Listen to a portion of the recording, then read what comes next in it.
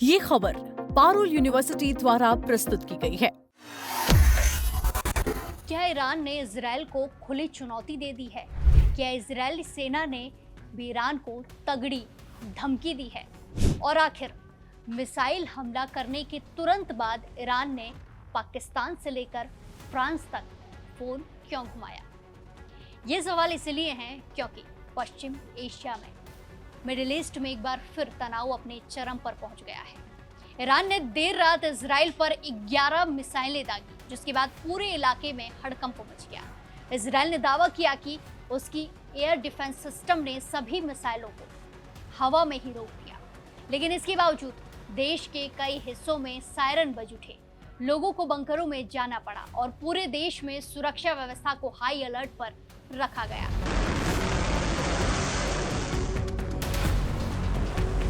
अब इस हमले के बाद इजराइल ने ईरान को सीधी चेतावनी दी है। इजरायली सेना का कहना है कि ईरान ने बहुत बड़ी गलती कर दी है और इसका जवाब उसे जरूर मिलेगा, इसका खामियाजा भुगतना पड़ेगा। तो दूसरी तरफ ईरान भी पीछे हटने के मूड में बिल्कुल भी दिखाई नहीं दे रहा है।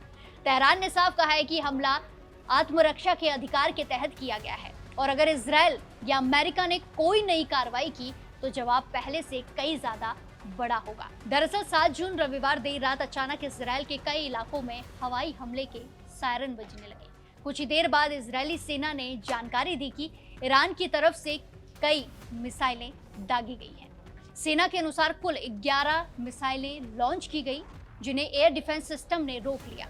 हालांकि किसी बड़ी जानमाल की हानि की खबर सामने नहीं आई है, ये गनीमत रही। लेकिन सायरन बजते ही हजारों लोग सुरक्षित जगहों की तरफ भागने लगे। कुछ लोग बंकरों तक पहुंचने के दौरान घायल भी हुए।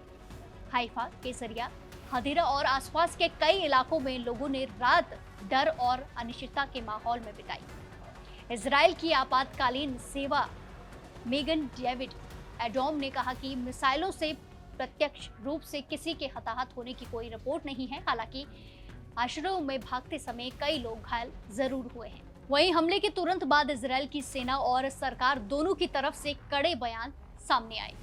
सैन्य प्रवक्ता ब्रिगेडियर जनरल एफी ड्रेफिन ने कहा कि ईरानी शासन ने आतंक का रास्ता चुनकर एक गंभीर गलती की है। ड्रेफिन ने कहा कि ईरानी आतंकवादी शासन ने एक बार फिर आतंक का रास्ता चुनकर एक गंभीर गलती की है, जिसका खामियाजा भुगतना पड़ेगा। वहीं इजरायली सेना प्रमुख लेफ्टिनेंट जनरल इयाल जमीर ने कहा कि सेना पूरी तरह तैयार है और जैसे ही राजनीतिक नेतृत्व से मंजूरी मिलेगी, दुश्मन के खिलाफ ताकतवर कार्रवाई की जाएगी। जमीर ने कड़ी प्रतिक्रिया देते हुए कहा कि सेना से जैसे ही हरी झंडी मिलेगी, दुश्मन पर बलपूर्वक हमला करेंगे। यानी इजरायली सेना ने इसे ईरान की बड़ी गलती बताते हुए अंजाम भुगतने की कड़ी चेतावनी दी है। इतना ही नहीं, सुरक्षा कारणों से पूरे देश के स्कूल बंद कराने का फैसला भी लिया गया।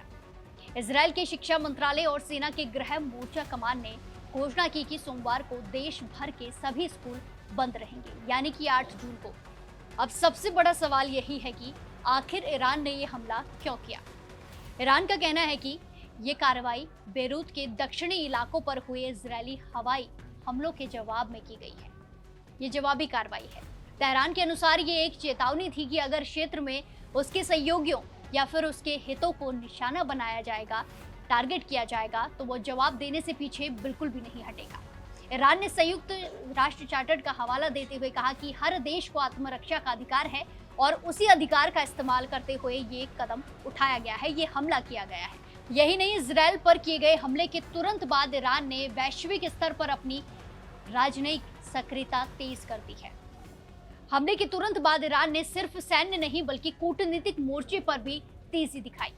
ईरान के विदेश मंत्री अब्बास अराक्ची ने कई देशों के नेताओं और इसी के साथ साथ विदेश मंत्रियों से संपर्क किया।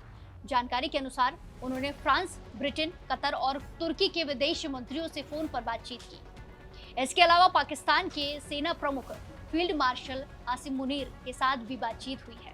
ईरानी अधिकारियों के अनुसार अराक्ची ने ब्रिटेन की विदेश सचिव येविट कूपर और तुर्की के विदेश मंत्री हाकान फिदान से बातचीत की। इसके अलावा अराक्ची ने पाकिस्तान के सेना प्रमुख फील्ड मार्शल आसिम मुनीर से भी बातचीत की, जैसा हमने आपको बताया, जिन्होंने ईरान और अमेरिका के बीच मध्यस्थता प्रयासों में महत्वपूर्ण भूमिका निभाई है।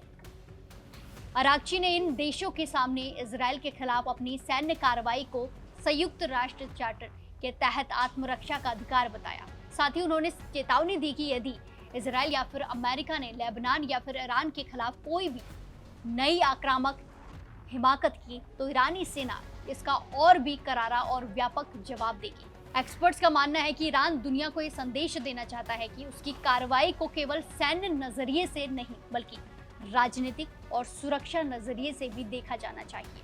साथ ही ईरान अंतर्राष्ट्रीय समर्थन जुटाने और इसी के साथ संभावित तनाव को नियंत्रित करने की कोशिश भी कर रहा है। वहीं इस पूरे घटनाक्रम ने अमेरिका की चिंता बढ़ा दी है।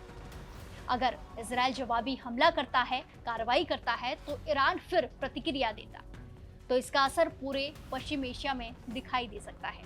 विशेषज्ञों का मानना है कि ऐसी स्थिति में लेबनान, सीरिया, इराक और खाड़ी देशों तक तनाव फैल सकता है। यही वजह है कि दुनिया के कई बड़े देश लगातार हालात पर नजर बनाए हुए हैं। ऐसे में सबसे बड़ा सवाल यही है, अब पूरी दुनिया की नजर इजराइल के अगले कदम पर टिकी हुई है। क्या इजराइल सिर्फ चेतावनी देकर रुक जाएगा?